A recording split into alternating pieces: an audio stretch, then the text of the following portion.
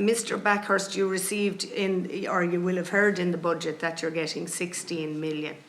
But when you appeared at the media committee last month, you said that a sum of 34.5 million interim funding would be required. How much money or cash does RTE have on reserve? Well, it varies month to month. We have enough cash, given that settlement, to see us through into the... Do you know, Mr. Bakhurst, do you have a figure? Yes, I do. I've got Mike Pipes, he can give you the exact figure. Yeah, we had 68 million at the end of August. 68 million at the end of August. How long do you expect that money to last? Into 2024. Into when, though? Deputy, just on that, it depends on the success of our cutting costs and so on as to how long we can maintain our cash position. Okay, so can you just tell the committee then, like, what capital is actually required monthly to run RTE? We spent 339 million last year in 2022, and it'll be just ahead of that. We're expecting it to be around 350 million. So monthly then, we break that down, is that it? It's just under 30 million. We spend different amounts at different times of the year. It's very cyclical. Well, if you just tell, so your expenses vary then over income every month? Exactly, each month, yeah. Okay, so, but at the outset, you have done an analysis of Absolutely, how long yeah. that money should last if you don't get any more money. Exactly. We've done a number of flex analysis as well, depending on how spending goes and how commercial revenue goes and how the licence fee goes. Okay, so are there monthly losses? Are there months where losses are recorded? Absolutely, yes. Would they be more frequent than profit? Yes. So media is quite cyclical, so we make a lot of our money towards the end of the year when we have big audiences. So in general, to give a bit of an example, July and August in commercial revenue terms equals September. So September, October, November, December is when we make the most of our money. So have you recorded losses up to September? Yes, we have. And how much? I don't have that figure to hand. No, that really is not a satisfactory answer. It's a Public Accounts Committee, Mr. Ives. Mr. Bakhurst, do you know the current loss figure to September 23? It doesn't have to be to the euro, just... We can provide it. It's moving all the time, Deputy. Well, a rough, within a million. About 10. I'd have to get that for you afterwards. We give an estimate though, Mike. Yeah, we'd be looking at like in the 10 to 12 million range. In the 10 to 12 million range. Yeah. So in the 10 to 12 million range, is it correct to say from reports that your overdraft facility or borrowing capacity is 100 million euros? Is that correct? That's correct, yeah. How much of that have you used? It's just under 65 million. So 65 million. Now, the 65 million then, if we add the 12 million, it becomes 77 million. That means that if you don't make huge profits by the end of the year. Well, we have cash reserves to cover the losses so far, and that's accounted for in the 68 million. Well, you actually don't. You have 68 million, and if you add the 12 million that you're talking about to your borrowings. In terms of cash reserves, so we don't borrow for the losses because we use them out of the working capital and cash that we have on hand. Yeah. Well, we could go into it whether or not the 65 million that you have borrowed can be covered.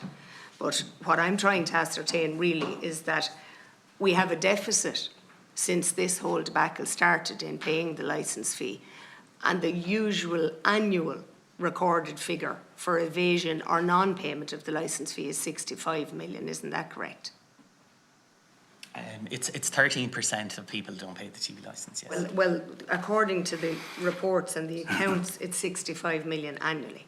So I want to know, is the 21 million since this started that's been recorded, is it to be added to that or is it part of that? It's added to that, and it's 21 million between when the payments controversy began and the end of the year. It's not year to date. Yeah, it's not year to date. So now we have, I suppose it's really non-payment that equates to 86 million then annually. Yeah, and, if you were to add the two and that's together, going to grow. And that's going to grow, okay. So,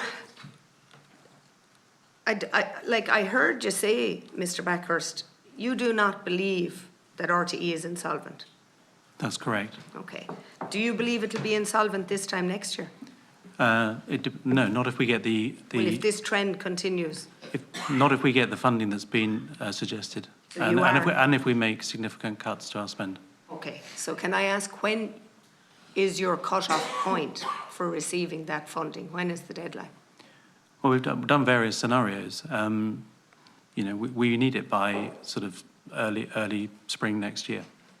Early spring next Yeah, year? but I understand the timetable is earlier than that. And if you don't get it, do you believe RTE will be insolvent? Yes, and I've made that point. Pardon? I have made that point that we are managing our cash as carefully as we can because we have a responsibility to do that for that reason. Okay, but did you say yes, you do believe if you don't If we get didn't the funding? if we didn't get this cash, we would run out of cash, that's for sure, yeah. Okay, so that's worrying. So spring next year. It is worrying. It is, yeah. I'm going to move on because I think what you started with the chair in relation to documents, but I just have one more question that really does require binary, concise answers. The €150,000 that was discussed at this committee with Mr. Tubridy, has RTE received that money back? No. Okay. Does RTE intend to recoup that money? We don't have any legal basis to recoup it. I think I said that previously. Okay. But I have said publicly that I think there's a moral imperative rather than a legal one on that. A moral imperative. Yeah. And that probably is what brings me to the initial discussion. So you believe that Ryan Tubridy has a moral imperative to return the €150,000. Yet we requested documentation, extensive documentation. I don't discount that. There was hundreds and hundreds of pages in the request. But of 61 or 60 odd documents that were requested, 61 were requested and 24 pieces were partially responded to. And as the chair mentioned earlier, legal privilege was claimed over some.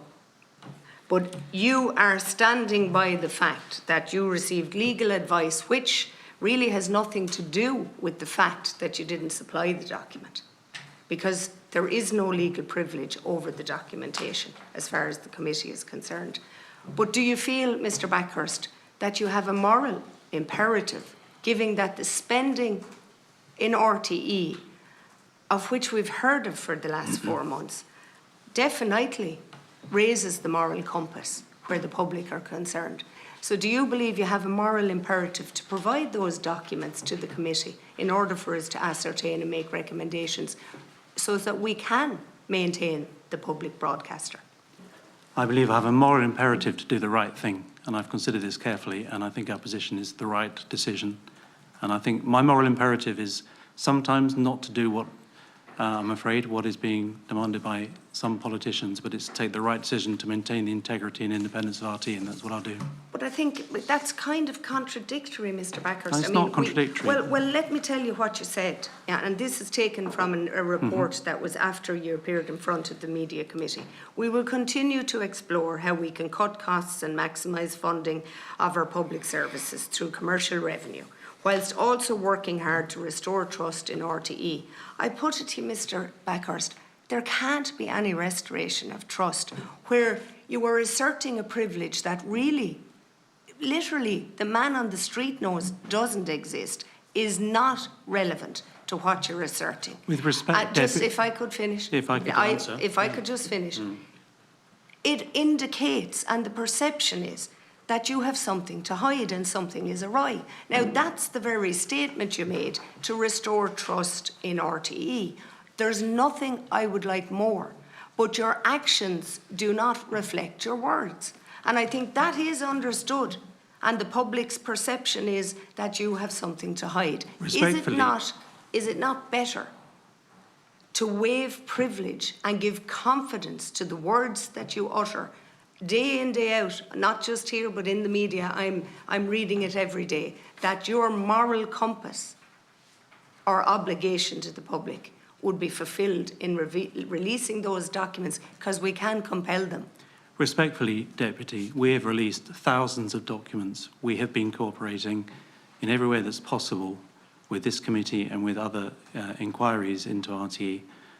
But there comes a moment where my responsibility is to the integrity and the editorial integrity of the organisation. And I've tried to explain this, and we're not hiding anything, but it is important, I think, for confidence in the long term of RTE that we are seen to be independent, and part of that is that we can take legal advice, confidential legal advice internally on key issues. So I do apologise if that's your interpretation of it. You don't need to apologise. I think when you look back at this committee, Mr. Bakhurst, you'll even find those words are really empty and meaningless. And I think everybody else understands that. It's just a Well, I don't know how you know what everyone else thinks, Deputy, but I'm not. My words are not meaningless and empty. I'm doing my utmost to maintain and rebuild trust in the organisation, but some decisions are... But the thing is, Mr. Bakhurst, you're choosing, like, it seems to be one rule for you and another for Ryan Tubridy. Your pronouncement that he had a moral obligation, I don't disagree. I just don't understand how that same moral obligation doesn't pertain to RTE. My moral obligation is about the integrity of RTE. It's not about to give in to every demand when they're not, in my view, right for the integrity of the organisation. But yet you come in telling the government and this committee that if you don't receive interim funding to the tune of 34.5 million and receive it by next spring, RTE will be insolvent. And I think the reality of that is that's primarily you're doing.